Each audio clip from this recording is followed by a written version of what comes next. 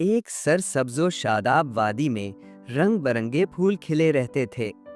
وہیں ایک پرانا برگد کا درخت تھا جس کی شاخ پر شہد کی مکھیوں نے اپنا چھتا بنایا ہوا تھا۔ ہزاروں مکھیاں وہاں رہتی تھیں۔ ان کی رہنما ملکہ مکھی نہایت سمجھدار اور رحم دل تھی۔ سب مکھیاں اس کی بات سنتی اور مل جل کر محنت کرتی۔ گرمیوں کے دن تھے، سورج زوروں سے چمک رہا تھا۔ ملکہ مکھی نے دیکھا کہ پہاڑوں پر بادل اکٹھے ہو رہے ہیں۔ وہ فوراً مجلس میں بولی، دوستو، موسم بدلنے والا ہے، بارش اور آندھی کسی بھی وقت آ سکتی ہے۔ ہمیں اپنے چھتے کو مضبوط بنانا ہوگا تاکہ شہد ضائع نہ ہو۔ سب مکھیاں تیزی سے کام میں لگ گئیں۔ کچھ رال لا کر جوڑنے لگیں، کچھ چھتے کی دیواروں کو موٹا کرنے لگیں، کچھ پھولوں سے رس لا کر محفوظ کرنے لگیں۔ دن بھر کی محنت کے بعد چھتا پہلے سے زیادہ مضبوط ہو گیا۔ شام کو تیز آندھی آئی مگر چھتا سلامت رہا۔ سب نے اطمینان کی سانس لی۔ چھتے میں ایک جوان مکھی ٹنو تھی۔ ٹنو کو رس کھانے کا بے حد شوق تھا۔ وہ اکثر کہتی، میں سب سے زیادہ رس لاؤں گی تاکہ اکیلی مزے سے کھاؤں۔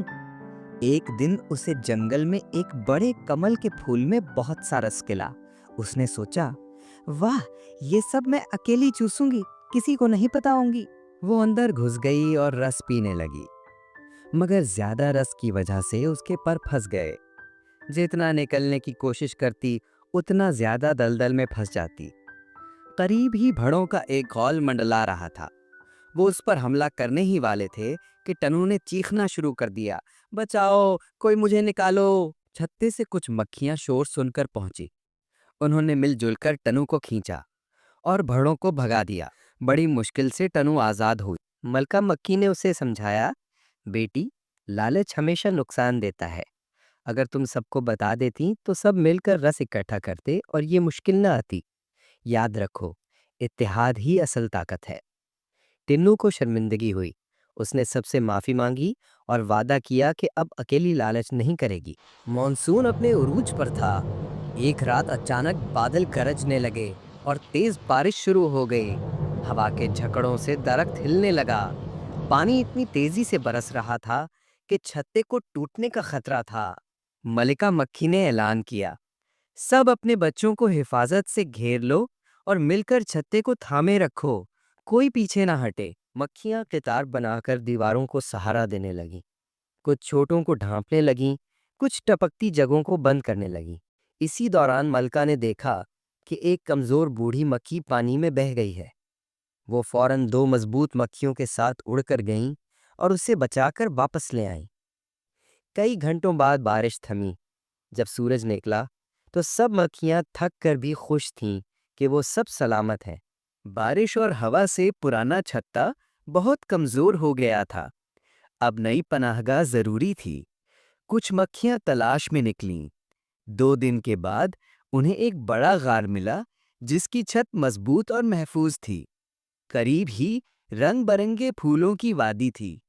ملکہ مکھی نے اعلان کیا، یہی ہماری نئی بستی ہوگی، یہاں ہم سب مل کر دوبارہ چھتا بنائیں گے۔ سب مکھیاں محنت سے لگ گئیں۔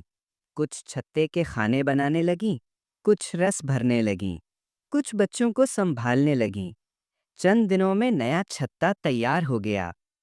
چھتا مکمل ہونے کے بعد بڑی خوشی منائی گئی۔ جنگل کی تتلیاں، جگنو اور دیگر کیڑے بھی شریک ہوئے۔ سب نے گیت گائے اور رقص کیا۔ آخر میں ملکہ مکھی نے کہا، یاد رکھو، محنت، اتحاد اور سمجھداری سے ہر مشکل آسان ہو جاتی ہے۔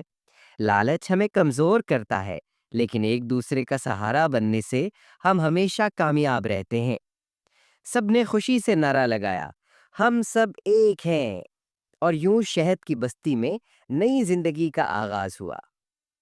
سبق: لالچ نقصان دیتا ہے، لیکن اتحاد اور قربانی سے ہر طوفان پر قابو پایا جا سکتا ہے۔